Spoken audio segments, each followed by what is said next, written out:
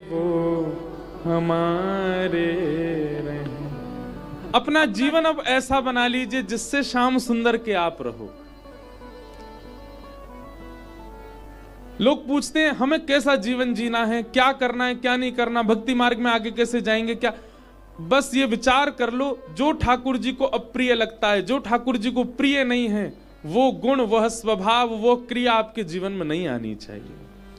और जिससे श्याम सुंदर रीझे, जिससे हमारी श्री जी रीझे, जिससे हमारे लाल जी प्रसन्न हो, जिससे वृंदावन रीझे।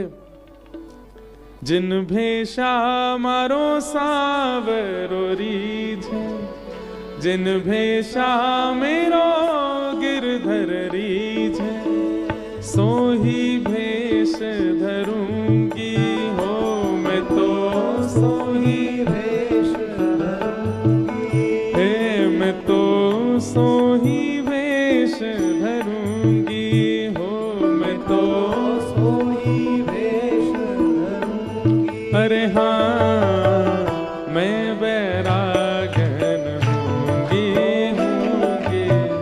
मैं बैरागन हूँगी, मैं बैरागन हूँगी, मैं बैरागन।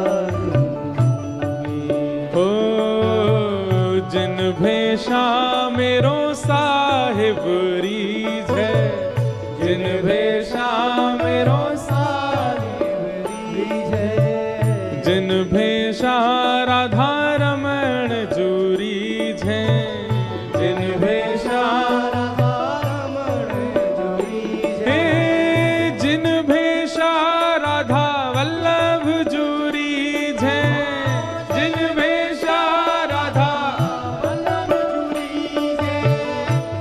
भेषा मेरो वृंदावन रीझ है, जिन भेषा जिन भेषा यमुना जी रीझ है, जिन भेषा हाँ, जिन भेषा साईं अम्मा जू रीझ है, जिन भेषा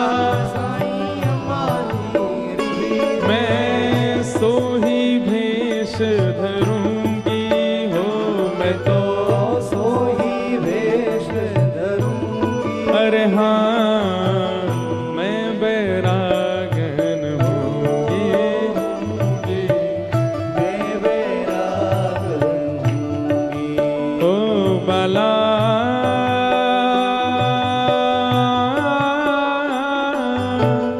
मैं बैरागन मैं बैरागन हूँगी, मैं बैरागन हूँगी, मैं बैरागन हूँगी, मैं बैरागन। जिन भेषा, भेषा का भाव आंतरिक रूप नहीं है, भेष मतलब हृदय। जैसा ठाकुर जी रूप तो देखते ही नहीं है। अब मुझे तो एक के बाद एक पद ही याद आते हैं। हमारे अष्टसखा गाते हैं,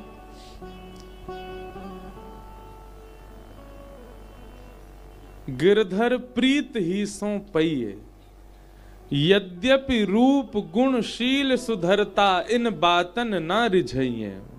ठाकुर जी इन सब से नहीं रिझते। प्रीतम प्रीत ही सो पई है, वो प्रीत से ही पाएंगे। वो प्रीत कहाँ होती है? प्रीत स्वभाव में होती है, प्रीत हृदय में होती है।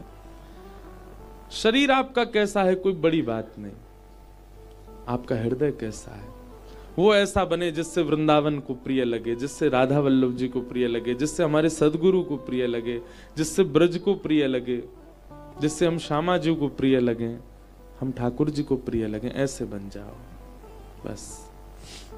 कथाएं सुनने का और कोई उद्देश्य नहीं है, कथा कहने का कोई और उद्देश्य नहीं है, इन रसिक स्थानों पर आने का और कोई उद्देश्य नहीं है।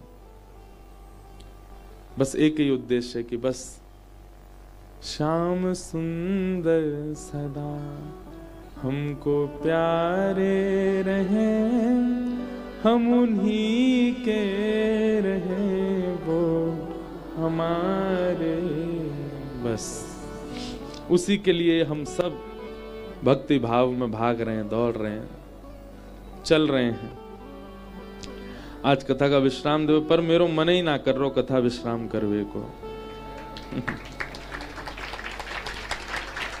हम सच में अब ये नियम बना रहे हैं आज से ही, आज तो कर रहे हैं पूरी, पर आज के बाद आचार्यों से भी आज्ञा ले लेंगे कि हम कथा वृंदावन में अगर करेंगे तो केवल रास पंचाध्याय तक करेंगे। ठाकुर जी ब्रज छोड़ के जा रहे हैं, मथुरा लीला, द्वारिका लीला, ये सब बाहर कहने के विषय हैं। ब्रज में तो केवल ठाकुर जी ब्रज में ही रहे। हमारी मिथिला में कहते हैं सीता जी का ब्याह हुआ, इसी भाव के थे हमारे साईं जी, मैथिल भाव के। तो मिथिला का ऐसा भाव है कि वनवास कौन ने किया, वो हमारे जमाई नहीं है, हम उनको नहीं जानते जो 14 वर्ष वन में रहे। 14 वर्ष हमारी सिया जी को लेके रहे। रावण को किसी कोई और ने मारोगे, हमारे राम जी, हमारे जमाई राजा तो बड़े कोमल हैं, वो रावण को कैसे मार सकते हैं, वो तो बड़े कोमल हैं। तो बोले आपके जमाई राजा हैं कहाँ? बोले वो ब्याह करके और भामर करके फिर हमारे मिथिला में ही रह गए, घर जमाई बन के बैठे हैं। इतनो लाड करें राम जी से मिथिला के लोग। हे पहुना मिथिले में रहूना, पहुना मतलब जमाई। ए हमारे दामाद जी आप मिथिला में ही रहो, यहां से कभी मत जाओ। हमारे यहाँ जो हर वर्ष कथा का क्रम होता है, आप सबको निमंत्रण है, 15 से 21 दिसंबर हर वर्ष होता है। भागवत होगी तो 15 से 21, राम कथा होगी तो 13 से 21। हमारे पूज्य दादा गुरु जी का वैकुंठ उत्सव। तो इस बार मलुक पीठ वाले महाराज जी श्रीमद् भागवत कर रहे हैं। तो वहां 2 वर्ष तक वाल्मीकि रामायण की थी हमारे श्रीमद् जगतगुरु रामानुजाचार्य श्री राघवाचार्य जी महाराज, डॉक्टर श्री राघवाचार्य जी महाराज हमसे बहुत प्रेम मानते हैं, बहुत मित्रवत प्रेम करते हैं, सब संति करते हैं। तो उन्होंने 2 साल केवल श्री राम जी का विवाह ही सुनाया। और वे अपनी कथा में बता रहे, बोले कि जैसे ही विदाई का समय आता सियाजू की, तो मिथिला के लोग जब तब नियम व्रत में लग जाते कि ऐसा कुछ हो जाए कि राम जी विदाई नहीं हो, हमारी सियाजू विदाई ना हो। और उन मैथिल वासियों का ऐसा तप था कि महाराज जैसे ही राम जी की सीता जी को अब विवाह पंचमी आ रही है, कल ही तो है? तो कल ही श्री राम जानकी विवाह महोत्सव है। सर्दी में ब्याह भयो, ब्याह के बाद में इतनी रस्म बना दें, जो रस्म होती हैं वो तो थी, बाकी अलावा भी और नई नई बना दें। उन रस्मों का पालन करते करते 6 महीना तो निकल गए राम जी को। राम जी वो सोचे भाई कब जाएंगे अब हम। अच्छा एक और बात कहते हैं कि राम जी भी कभी कभी भूल जाते हैं कि हमको जाना है, विदा भी होना है। अब तो ये हो गया कि सिया जी विदा नहीं हो रही है, राम जी कह रहे हैं हम कब जाएं अपने घर, राम जी की विदाई होगी। 6 महीना बीत गए, सो आ गई वर्षा। अब वर्षा जैसी आई तो सब मिथिला के लोग बोले कि हम अपनी सियाजू को कीचड़ में तो भेजेंगी ना हैं, आप लेकर के अयोध्या जाएंगे, बीच रास्ता में जन कितने पानी भर रहे होंगे, पोखर तालाब भर रहे होंगे, इतनी वर्षा आ रही है, जीव जंतु निकल रहे होंगे, तो क्या करें? बोले चातुर्मास और करो यहीं पे। तो 6 महीना तो रहे, 4 महीना और धल लिए मिथिला में। और महाराज ये करते करते ठाकुर जी की पहली वर्षगांठ आ गई। 1 साल तक तो विदा ही नहीं हुई सीता जी, वहीं रही मिथिला में।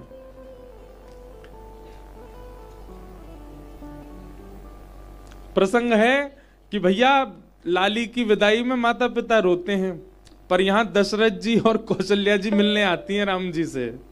क्यों? बोले घर जमाई बन गए, हमारे लाला आनी नहीं दे रहे, कभी कोई क्रम, कभी कोई क्रम, कभी कोई बात, कभी कोई बात। ऐसा प्रेम सब मिथिला वासी ने हमारे श्री राम जी से किया है। अद्भुत है राम कथा। हम साल में 1 बार राम कथा करते हैं। इस बार 24 दिसंबर से 31 दिसंबर तक रामेश्वरम में राम कथा।